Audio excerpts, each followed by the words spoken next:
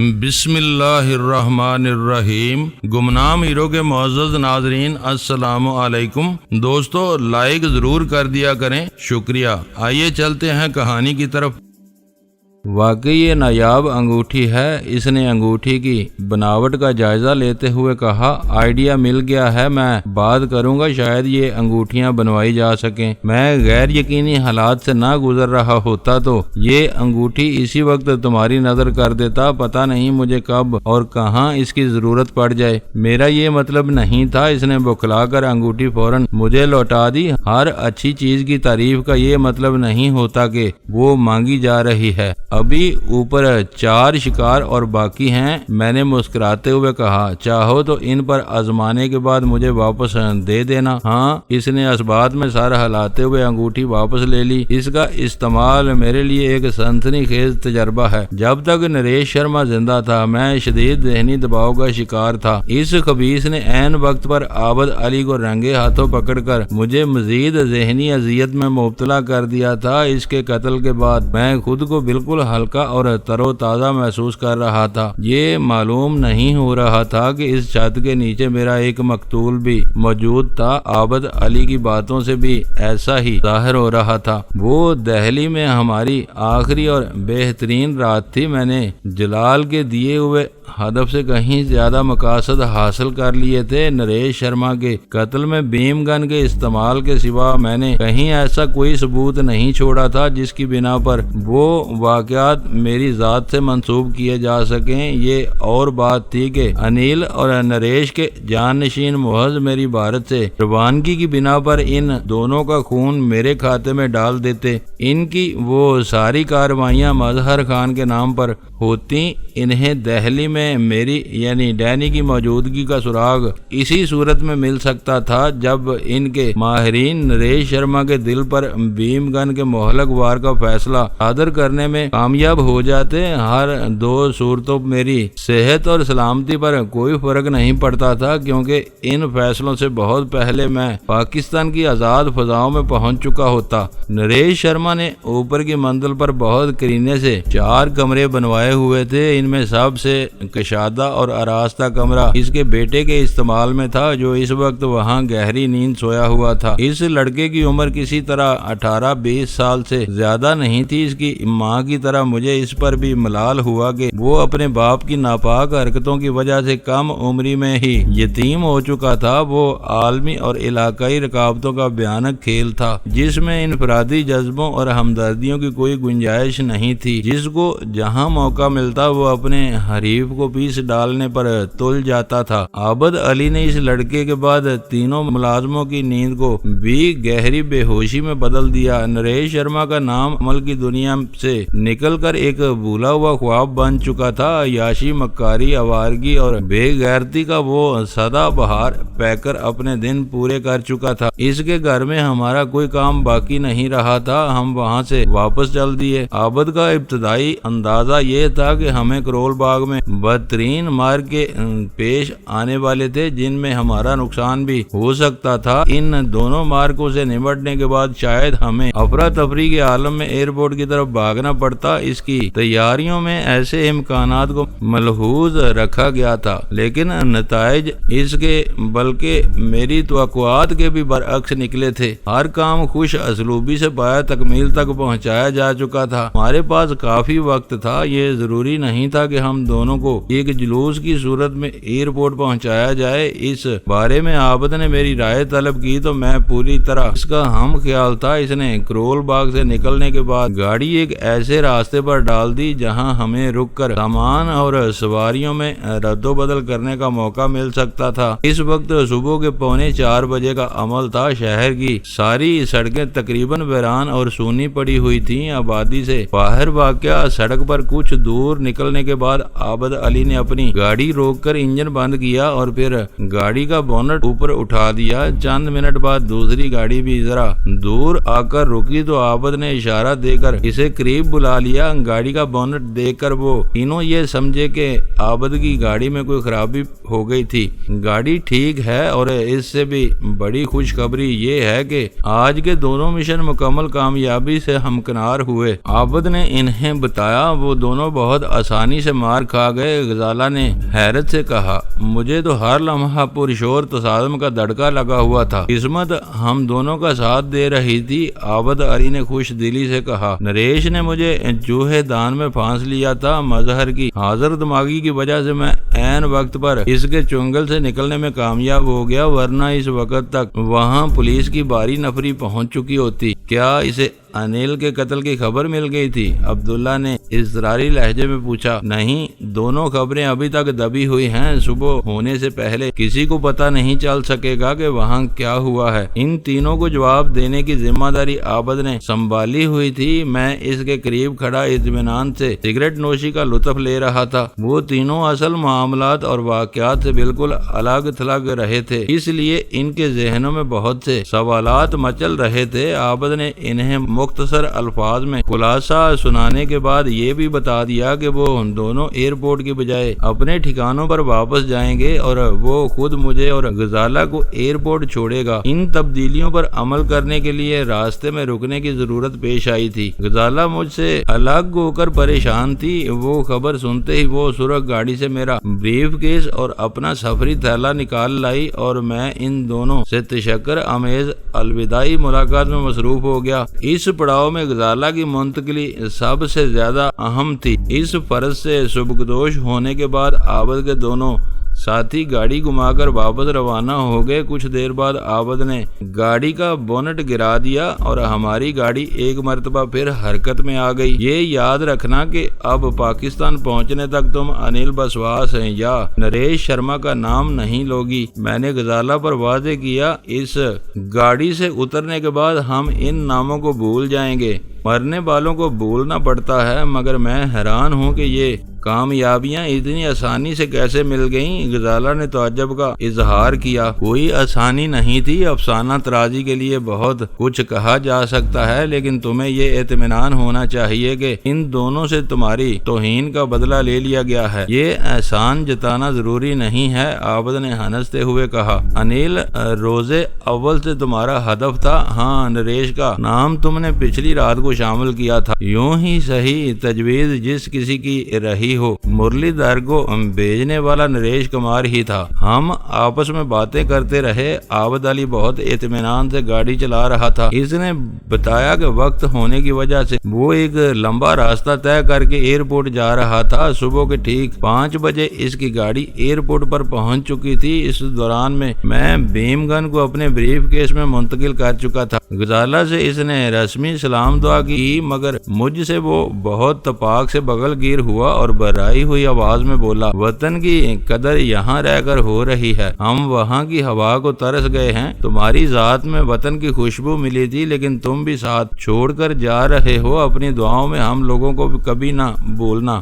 میں نے تمہیں اور تمہاری پرخطر زندگی کو بہت قریب سے دیکھا ہے۔ میں نے یہاں ایک ایک لمحہ اس یقین کے سہارے گزارا ہے کہ تم تینوں کی مخلص ٹیم میری طرف سے کسی وقت غافل نہیں رہی۔ میں تمہیں کبھی نہیں بھول سکوں گا۔ میری عمر ان ہی کاموں میں گزری ہے، مگر میں نے تم سے بہت کچھ سیکھا ہے۔ دشمن پر سبقت حاصل کرنے کے لیے تیزی سے بروقت اور صحیح فیصلے کر کے تم نے ہمیشہ مجھے حیران کیا ہے۔ وہ گرم جوشی سے میرا ہاتھ دباتے ہوئے بولا، انسان اپنے کام سے مخلص ہو اور اس کے دل میں کچھ نہ کچھ سیکھنے کی جوت روشن ہو تو وہ زندگی بھر ہر ایک سے سیکھتا رہتا ہے۔ دنیا کا کاروبار اسی طرح چل رہا ہے، لوگ ہر لمحے ایک دوسرے سے کچھ نہ کچھ سیکھتے رہتے ہیں۔ میرے لیے پرجوش جوابی رویے کا اظہار ضروری ہو گیا تھا۔ اس نے ہمیں ایئرپورٹ کے لاؤنج کے سامنے اتارنے کے بجائے اپنی گاڑی پارکنگ ایریا کے سرے پر روکی تھی، جہاں ہماری گفتگو سننے والا کوئی نفس نہیں تھا۔ ہم تینوں نے کچھ دیر تک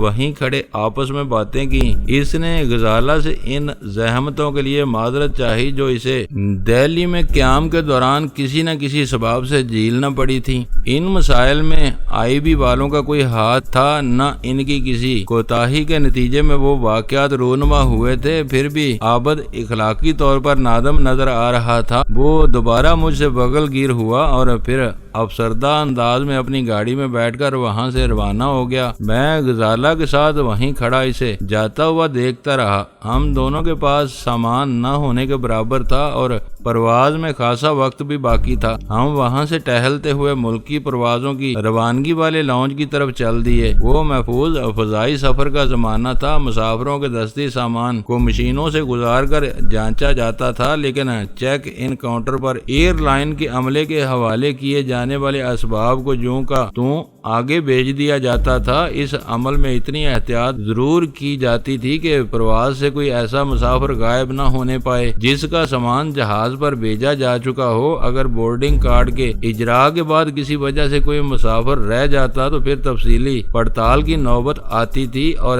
جہاز سے ایسے گمشدہ مسافر کا سامان اتار لیا جاتا تھا۔ میں اس وقت بھارت کی ایک اندرون ملک پرواز سے سفر کرنے والا تھا۔ میرے بریف کیس میں کاغذات وغیرہ کے ساتھ بیم گن بھی موجود تھی، اس لیے مجھے اپنے ذہن میں ان باتوں کو تازہ کرنے کی ضرورت تھی۔ بیم گن میرے لیے ایک بیش قیمت ہتھیار کا درجہ رکھتی تھی۔ اس سے میں کسی بھی قیمت پر رضا کرانہ طور پر دستبردار نہیں ہو سکتا تھا۔ یہ بات عابد علی اچھی طرح جانتا تھا۔ اس نے بیم گن پہلی مرتبہ دیکھی تھی، لیکن وہ لیزر گن اور اس کے استعمال کے بارے میں بہت کچھ پڑھ چکی۔ اس نے کسی مرحلے پر مجھے یہ یاد دلانے کی کوشش نہیں کی تھی کہ ہوائی سفر میں مجھے اس کی طرف سے محتاط رہنے کی ضرورت تھی۔ شاید اس نے یہ سوچ کر اس بارے میں کوئی بات نہیں چھیڑی تھی کہ میں اس کے مشورے پر اس غلط فہمی میں مبتلا ہو جاؤں کہ وہ احتیاط کے بہانے مجھے بیم گن دہلی میں چھوڑنے کا مشورہ دے رہا ہو۔ ہم پاکستان سے بھارت کے لیے روانہ ہوئے تو بیم گن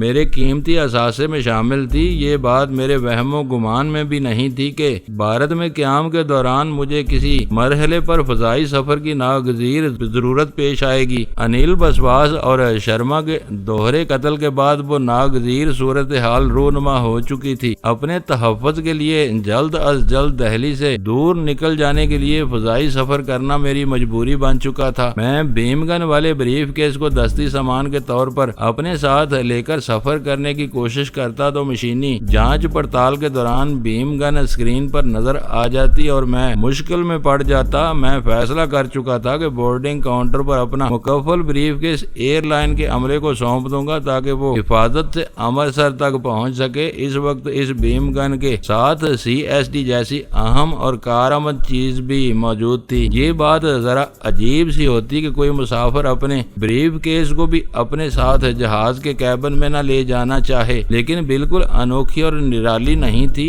دنیا کے مختلف حصوں کے فضائی سفر کے دوران میں نے ایسے خبتی لوگ بھی دیکھے تھے جو محض کوئی باریک کتاب بھی اپنے سامان کے طور پر ہاتھ میں لے جانے سے گریز کرتے تھے۔ میری وہ تدبیر قدرے غیر معمولی مگر بالکل محفوظ تھی۔ لاؤنج میں ایئر انڈیا کے 3 کاؤنٹر پر میری امرتسر کی پرواز کا نمبر روشن تھا، لیکن کاؤنٹر بند تھے۔ میں غزالہ کے ساتھ قریبی اسنیک بار کی طرف چل دیا۔ پچھلی رات میں نے غزالہ پر نظر رکھنے کے لیے ڈنر کے نام پر محض دہی بڑے کھانے پر اکتفا کیا تھا۔ دہی بڑے کب کے ہضم ہو چکے تھے، میرا خالی معدہ احتجاج کر رہا تھا، جبکہ پرواز کی روانگی میں کم از کم 2 گھنٹے باقی تھے۔ اس وقت کا بہترین استعمال یہی تھا کہ کچھ پیٹ پوجا کر لی جائے۔ ایئرپورٹ کی پوری عمارت روشنیوں میں نہائی ہوئی تھی، لیکن وہاں مسافروں وغیرہ کی تعداد نہ ہونے کے برابر تھی۔ ماحول میں عجیب اور خوابناک سی اداسی تیر رہی تھی۔ رونق جہاں بھی ہو انسانوں کے دم قدم سے ہوتی ہے۔ جہاں انسانوں کے سوا سب کچھ ہو وہ جگہ ویرانے سے زیادہ نہیں ہوتی۔ یہ آدم بیزاروں کی معراج ہوتی ہے کہ وہ ایسی جگہوں کو پرسکون اور رومان پرور قرار دے کر وہاں ڈیرے ڈال دیتے ہیں۔ ہم دونوں نے صاف ستھرے اسنیک بار میں کافی کے ساتھ اچھا خاصا ناشتہ کر ڈالا۔ دہلی سے اپنی روانگی کے اس آخری مرحلے پر مجھے یاد آیا کہ دہلی میں اپنے قیام کے دوران ہم کسی بھی دن حلوہ پوری کے روایتی مقامی ناشتے سے لطف اندوز نہیں ہو سکے تھے۔ بھارت کے اس تاریخی شہر میں ہمارا سارا وقت بے یقینی کی سولی پر گزرا تھا۔ حالات ہر لمحے ایسی خطرناک کربٹیں لیتے رہے تھے کہ میرا ذہن ایسی کسی تفریح، تبدیلی یا عیاشی کی طرف نہیں بھٹک سکا تھا۔ تھا۔ نریش شرما اور انل بسواس روز اول سے میرے لیے مسئلہ بنے ہوئے تھے۔ بھارت میں پاکستانی دہشت گردوں کے داخلے کی خبر نما افواہ کے بعد بھارتی پولیس نے جس چھان بین کی ابتدا کی تھی، اس کے نتیجے میں راہ والے میری طرف متوجہ ہوئے تھے۔ پھر انہوں نے مجھے ایک دن کے لیے بھی سکھ کا سانس نہیں لینے دیا تھا۔ یہ عجیب اتفاق تھا کہ میں پاکستان سے راہ کے ایک ونگ کے سربراہ کو ٹھکانے لگانے کا منصوبہ لے کر دہلی میں وارد ہوا تھا۔ اس سے پہلے کہ میں دہلی میں مامور راہ کے ایجنٹوں کے تعاون سے اپنی مہم کا آغاز کرتا، راہ والے خود میری طرف متوجہ ہو گئے۔ ابتدا سے آخری لمحات تک میرے اور ان کے درمیان بلی اور چوہے کا کھیل ہوتا رہا۔ کبھی مجھے یہ شبہ ہوتا کہ وہ منظم انداز میں مجھے گھیرنے کی کوشش کر رہے ہیں، اور کبھی خوش فہمی ہونے لگتی تھی کہ میں کامیابی سے انہیں بے وقوف بنا رہا تھا۔ تعصب اور بے یقینی کی وہ کیفیت اس رات تک قائم رہی تھی۔ ان دونوں کے کامیاب قتل نے یہ ثابت کر دیا تھا کہ ان کے بارے میں میرے شبہات بے بنیاد تھے، مگر خوش فہمیاں بے بنیاد نہیں تھیں۔ ہم ناشتہ کر کے سنیک بار سے دوبارہ لاؤنج میں پہنچے تو اجڑے کاؤنٹر آباد ہو چکے تھے، مگر مسافروں کی آمد کا سلسلہ شروع نہیں ہوا تھا۔ میں نے ایک خالی کاؤنٹر کے پیچھے بیٹھی ہوئی لڑکی کو اپنی طرف متوجہ پا کر اسی کی طرف جانے کا فیصلہ کر لیا۔ اس کاؤنٹر پر ہمارا پرواز کا نمبر موجود تھا۔ لڑکی نے دلکش مشینی مسکراہٹ کے ساتھ ہمارا استقبال کیا اور دونوں ٹکٹ کھول کر بورڈنگ کوائر ڈالنے میں مصروف ہو گئی۔ میں نے خاموشی سے اپنا بریف کے سامان کا وزن کرنے والی مشین پر رکھ دیا۔ مسافروں کا سامان مشینی پٹے پر منتقل کرنے والے لوڈر نے استفسار طلب نظروں سے میری طرف دیکھا۔ وہ تصدیق کرنا چاہ رہا تھا کہ میں نے اپنا بریف کیس یوں ہی مشین پر رکھ دیا تھا یا میں اسے جہاز کے کارگو ہولڈ میں بھجوانا چاہتا تھا۔ میں نے انگلی سے اشارہ کیا کہ بریف کیس بھیج دیا جائے۔ لوڈر نے بریف کیس کے ہینڈل کے ساتھ ٹیگ باندھا اور اس کا نچلا حصہ الگ کر کے لڑکی کے سامنے رکھ دیا، جو میرا بورڈنگ کارڈ تیار کرنے میں مصروف تھی۔ ذرا سے انتظار کے بعد بریف کیس کے ٹیگ کے ساتھ دونوں بورڈنگ کارڈ مل گئے۔ میرا بریف کیس متحرک پٹے پر آگے بڑھتا چلا گیا۔ بظاہر وہ ایک معمولی سا مرحلہ تھا، مگر میں اس کی طرف سے بہت فکر مند تھا۔ ہمارے ساتھ کوئی سوٹ کیس وغیرہ ہوتا تو بیم گن اور CSD کو آسانی سے اس میں چھپایا جا سکتا تھا۔ محض بریف کیس کی وجہ سے ایئر لائن کے عملے میں کسی کو شک ہو سکتا تھا۔ مجھے امید تھی کہ کاؤنٹر سے گزر جانے کے بعد میرے بریف کیس کو نہیں چھیڑا جائے گا اور وہ پوری حفاظت سے ہمارے ساتھ امرتسر پہنچ جائے گا۔ 5:30 بجے اس پرواز کے لیے بورڈنگ کے آغاز کا اعلان ہوا تھا۔ اس وقت تک لاؤنج میں خاصے مسافر آ چکے تھے، مگر وہ تعداد تسلی بخش نہیں تھی۔ میں اس مرحلے کے لیے دیر سے پابے رکاب بیٹھا ہوا تھا۔ بورڈنگ کا اعلان ہوتے ہی مسافروں کی پہلی کھیپ کے ساتھ ایئر انڈیا کے طیارے میں سوار ہو گیا۔ ٹرالی سے 2 انگریزی اخبارات لیتے ہوئے ہم دونوں اپنی جڑی ہوئی نشستوں پر پہنچ گئے۔ پچھلے کئی دن سے مجھے دہلی کے اخباروں کا تفصیلی معائنہ کرنے کا موقع نہیں ملا تھا۔ طیارے میں آرام سے بیٹھ کر میں نے ورق گردانی کی تو اخبار کے اندرونی صفحات پر کلاسیکل ڈانس اکیڈمی کی مذموم سرگرمیوں کے بارے میں بھارتی اخباری نمائندوں کی مہم جوئی عابد علی کی کوششوں کی مرہون منت تھی۔ میں نے اس مضمون کا سرسری جائزہ لے کر اندازہ لگایا کہ مضمون کا لب و لہجہ بہت تلخ، تنقیدی اور جارحانہ تھا۔ بھارت میں اپنے مشن کے دوران میں میری بے یقینی کا خاتمہ ہو چکا تھا۔ شکوک و شبہات کی دھند چھٹ جانے کے بعد ہر بات واضح، سیاق و سباق کے ساتھ سمجھ میں آ رہی تھی اور میرے دل میں فخر و انتباہ کے جذبات امڑ رہے تھے۔ میں دہلی میں اپنے مشن سے بہت کامیاب و کامران ہو کر لوٹ رہا تھا۔ میری آمد راہ والوں کے لیے بہت بھاری ثابت ہوئی تھی۔ ہر طرف ان کے ستارے گردش میں آئے ہوئے تھے۔ پہلے ان کے پاکستانی ونگ میں آتش زنی کی سنگین واردات ہوئی، جس کے نتیجے میں وہ اپنے بہت سے ریکارڈ اور ناگر جیسے کامیاب افسر سے محروم ہو گئے۔ وہ اس چوٹ سے سنبھلنے نہ پائے تھے کہ چانکیا پوری کے سمراٹ ہوٹل میں جان اسمتھ کی لاش برآمد برآمد ہونے کی خبر آ گئی۔ اس محاذ کے سرد ہونے سے پہلے کلاسیکل ڈانس اکیڈمی کا سویا ہوا فتنہ بیدار ہو گیا اور را کا گنونا کردار زبردست تنقید کی زاد میں آ گیا۔ ان لوگوں کے پوشیدہ زخم عام بھارتیوں اور اخباری دنیا کی نظروں سے پوشیدہ تھے۔ وہ را کی بدبختیوں کی پرانی داستان تھی۔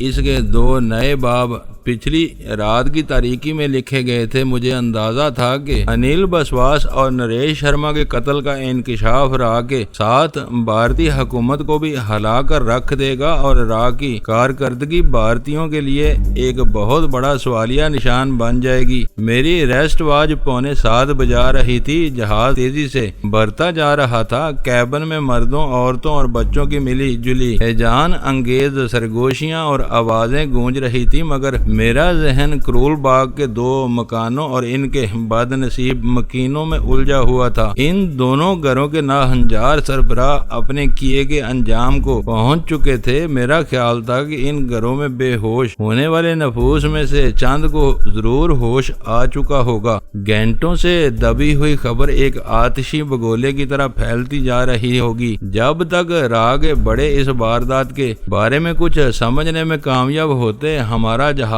دہلی کی سرزمین کو چھوڑ کر فضا میں بہت اوپر جا چکا ہوتا۔ میں ایک ایک لمحہ گن کر گزار رہا تھا، خدا خدا کر کے۔ جہاز کے دروازے بند ہوئے۔ بورڈنگ کے ریکارڈ کے مطابق ہر مسافر طیارے میں آ چکا تھا اور جہاز میں لادے جانے والے اسباب کی دوبارہ زمینی جانچ پڑتال کا خطرہ ٹل چکا تھا۔ جہاز کے انجن چل پڑے اپنے شیڈول کے مطابق۔ طیارہ بر وقت حرکت میں آیا اور کسی بڑے مشینی افریت کی طرح ٹارمیک پر مست خرامی کرتا ہوا اس رن وے کی طرف بڑھنے لگا جہاں سے دوڑ لگا کر اسے فضا میں بلند ہونا تھا۔ دہلی میں نئی صبح طلوع ہو چکی تھی۔ مشرقی افق سے کافی اوپر چمکتے ہوئے سورج کی کرنیں جہاز کی کھلی ہوئی کھڑکیوں سے براہ راست کیبن میں بیٹھے ہوئے مسافروں پر پڑ رہی تھی۔ میرے لیے وہ سب بہت روح پرور اور اطمینان بخش ثابت ہو رہا تھا۔ تھوڑی دیر بعد کنٹرول ٹاور سے اجازت ملنے کے بعد رن وے کے سرے پر رکے ہوئے طیارے نے جھرجھری لے کر دوڑنا شروع کر دیا۔ دیکھتے ہی دیکھتے جہاز نے زمین چھوڑ دی اور فضا میں تیزی سے اوپر اٹھتا چلا گیا۔ دہلی کا مطلع صاف تھا، لیکن کہیں کہیں ہلکے سرمئی بادلوں کے پرے تیرتے پھر رہے تھے۔ چند ثانیوں بعد طیارہ ان بادلوں کو چیرتا ہوا اوپر نکل گیا۔ دہلی کا قیام میرے لیے زندگی کا ایک بھیانک اور روح فرسا تجربہ تھا۔ زمین سے رشتہ ٹوٹنے کے بعد مجھے یقین نہیں آ رہا تھا کہ میں ان حالات سے بخیر و خوبی نکل آنے میں کامیاب ہو چکا تھا۔